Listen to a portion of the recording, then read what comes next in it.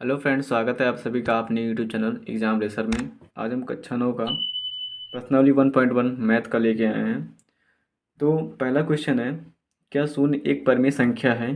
क्या इसे आप p बटा क्यू के रूप में लिख सकते हैं, जहां p और q पूर्णांक हैं और q डज नॉट इक्वल 0। कहने का मतलब कि शून्य एक परिमेय संख्या है, तो इसको सबसे पहले आप जानेंगे परिमेय संख्या क्या है और पूर्णांक क्या है। तो इसके लिए हम आपको पहले से ही वीडियो बना दिए हैं, जिसका लिंक आपको डिस्क्रिप्शन में मिल जाएगा। तो चलिए पहला क्वेश्चन शुरू करते हैं। क्वेश्चन है, क्या शून्य एक परिमेय संख्या है?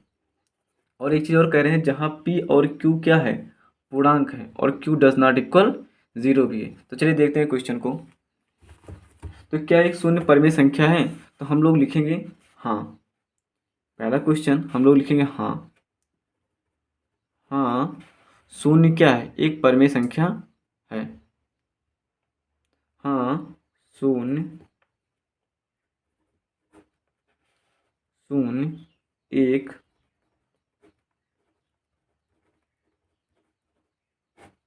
परिमेय संख्या है। और परिमेय संख्या है तो क्यों है, इसका कारण भी देना है। क्यों इसमें कह रहे हैं, जहाँ p और q क्या है, पूर्णांक है, तो p तथा q पूर्णांक संख्या है। और पूर्णांक संख्या क्या होती है, जैसे ले लिया गया क्या,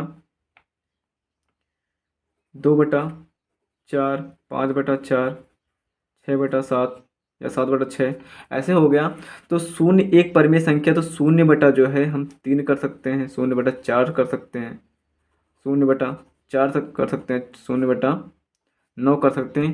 तो यानी इसे हम परिमेय संख्या के रूप में लिख सकते हैं, और जहाँ q का मान 0 के बराबर भी नहीं है। तो इसलिए अतः हम कह सकते हैं जो है क्या, कि शून्य एक क्या है, परिमेय संख्या है। दूसरा क्वेश्चन है, क्वेश्चन है 3 और 4 के बीच में 6 परिमेय संख्याएं ज्ञात कीजिए।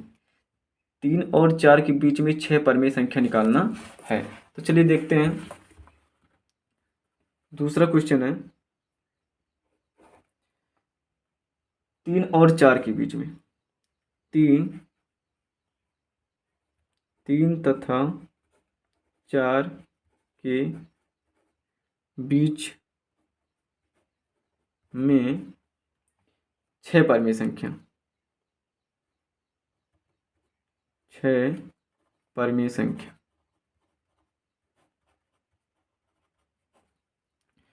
तो 3 और 4 के बीच में 6 परिमेय संख्या का निकालने के लिए, तो सबसे पहले हम क्या करेंगे, हमें इसको बटे के रूप में लिखना है, p बटा q के रूप में लिखना है। क्योंकि परिमेय संख्या जो होती हैं वो बटे के रूप में होती हैं, और आप लोग जानते हो जहाँ पे q डज नॉट इक्वल 0 के बराबर भी होता है।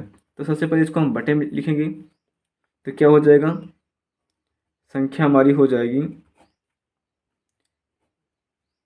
3/1 तथा क्या लिख सकते हैं, और 4/1 लिख सकते हैं।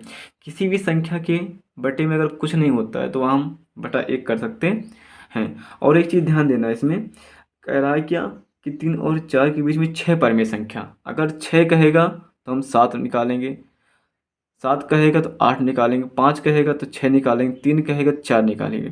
तो हम यहाँ क्या मान लेते हैं, अतः संख्या 7, क्या मान लेंगे, 7। तो क्या करेंगे, दोनों पक्षों में क्या कर देंगे, वो यानी ऊपर नीचे क्या कर देंगे, गुणा करा देंगे 7 से। तो 3/1 गुणे ऊपर नीचे 7 से गुणा करा देंगे, क्या हो जाएगा, 7×3 = 21 हो जाएगा, और 7×9 = 7 हो जाएगा। और दूसरा क्या है, 4/1 है, तो इसमें भी ऊपर नीचे क्या करेंगे, 7 से गुणा करा देंगे।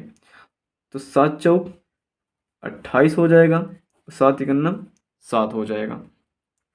अब संख्या हमें नई क्या मिली है, 21/7 और 28/7। अब हम इन दोनों के बीच में क्या निकालेंगे, परिमेय संख्या निकालेंगे। तो लिख लेंगे 21/7 तथा 28/7 के बीच की कौन संख्या, परिमेय संख्या।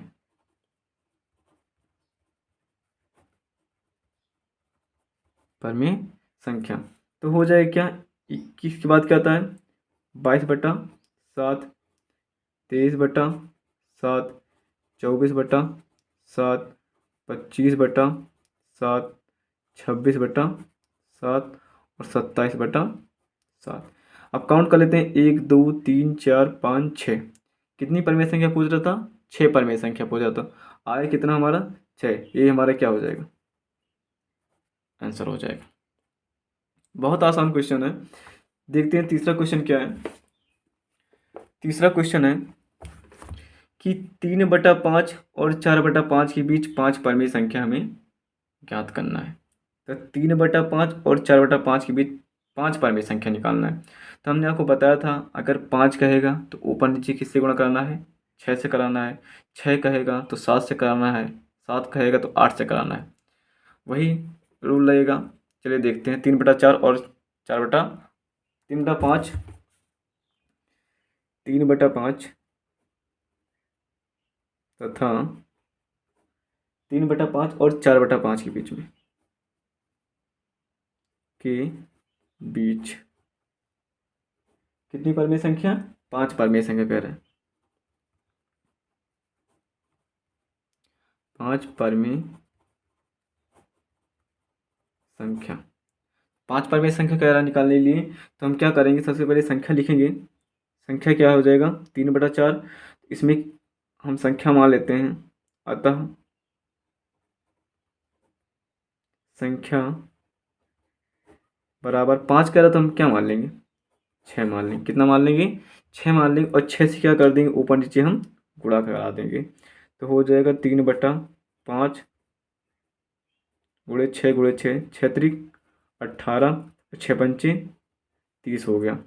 और दूसरे वाले में 4/5 ऊपर नीचे गुणा किससे, 6 से, 6×4 = 24 और 6×5 = 30, ये हो गया। तो क्या हो जाएगा, अब लिखेंगे क्या, 18/30 तथा 24/30 के बीच परमेय संख्या, के बीच की परमेय संख्या। परमेय संख्या निकालना है। तो क्या हो जाएगा, 18 के बाद क्या था, 19/30, 20/30, 21/30, 22/30, 23/30। कितना पूछ रहा था, 5 परमेय संख्या पूछ रहा था। 1 2 3 4 5, 5 परमेय संख्या आ गया। ये हमारा क्या हो गया, आंसर हो गया। चलिए अगला क्वेश्चन है। अगला क्वेश्चन है, नीचे दिए गए कथन सत्य हैं या असत्य हैं, कारण के साथ अपने उत्तर दीजिए। प्रत्येक प्राकृतिक संख्या क्या है, एक पूर्ण संख्या होती है। तो प्रत्येक प्राकृतिक संख्या क्या एक पूर्ण संख्या होती है। चलिए इसको लिख लेते हैं। पहला कह रहे हैं, प्रत्येक प्राकृतिक संख्या एक पूर्ण संख्या होती है। तो प्रत्येक प्राकृतिक संख्या पूर्ण संख्या होती है, हाँ ये जानते हैं, सत्य है। तो सत्य क्यों है, इसका कारण भी हम लोग जानते हैं। प्रत्येक प्राकृतिक संख्या एक क्या है, पूर्ण संख्या आती है। क्यों, क्योंकि पूर्ण संख्याओं के समूह में सभी प्राकृतिक संख्या आती है।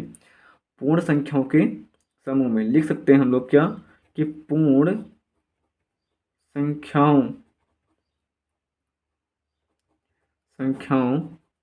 के समूह में सभी प्राकृतिक संख्याएं आती हैं। सभी प्राकृतिक संख्या शामिल होती हैं,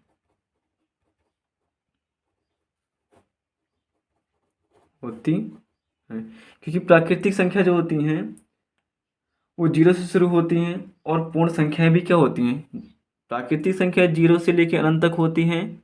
और प्राकृतिक संख्या भी 0 से लेकर क्या होती हैं, अनंत तक होती है। कहने का मतलब ये है कि पूर्ण संख्या भी जो है 0 से अनंत तक होती है। और प्राकृतिक संख्याएं भी क्या होती हैं, 0 से लेकर अनंत तक होती हैं। अगला है, प्रत्येक पूर्णांक। प्रत्येक पूर्णांक एक पूर्ण संख्या होती है, ये असत्य है। क्यों असत्य है? प्रत्येक पूर्णांक एक पूर्ण संख्या होती है। तो प्रत्येक पूर्णांक एक पूर्ण संख्या नहीं होती है। क्यों नहीं होती है? क्योंकि पूर्णांक संख्या जो होती है वो सिर्फ धनात्मक होती हैं और ऋणात्मक संख्या दोनों में होती है, जबकि पूर्ण संख्या केवल क्या होती है? धनात्मक होती है।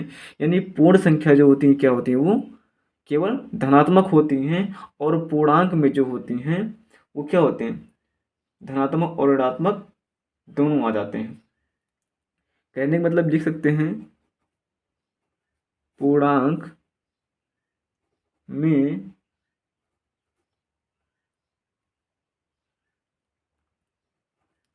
धन संख्या व ऋण संख्या दोनों शामिल होते हैं, जबकि पूर्ण संख्या में केवल धनात्मक संख्याएं ही होती हैं। धनात्मक संख्या ही होती है, ये चीज। आगे है सबसे आखिरी क्वेश्चन इस चैप्टर का। प्रत्येक परिमेय संख्या एक पूर्ण संख्या होती है। प्रत्येक परिमेय संख्या एक पूर्ण संख्या होती है, ये भी असत्य है। अब क्यों असत्य है? ये भी क्या है? असत्य है। और कह रहा है प्रत्येक परिमेय संख्या एक पूर्ण संख्या होती है। परिमेय संख्या पूर्ण संख्या कभी हो ही नहीं सकती, क्योंकि परिमेय संख्या जो होती है वो पी बटा क्यू के रूप में होती है, और जबकि पूर्ण संख्या जो है पी बटा क्यू के रूप में नहीं होती है। लिख सकते हैं हम लोग क्या कि परिमेय संख्या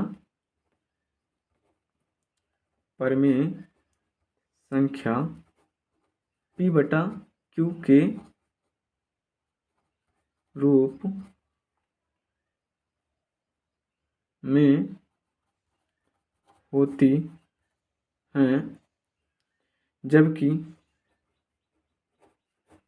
हैं, जबकि पूर्ण संख्या पी बटा क्यू के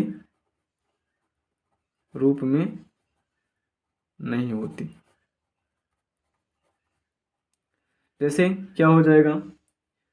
1/2, 3/4, ये सब क्या है? परिमेय संख्या है। और जो पूर्ण संख्या होती हैं वो जो है बड़े के रूप में नहीं होती हैं।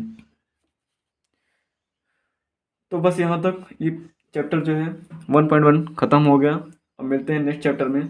तब तक के लिए जो हमारे चैनल पे नए हैं वो हमारे चैनल को सब्सक्राइब कर दें और अपने फ्रेंड को शेयर कर दें, ताकि वो लोग भी इसका अध्ययन कर सकें।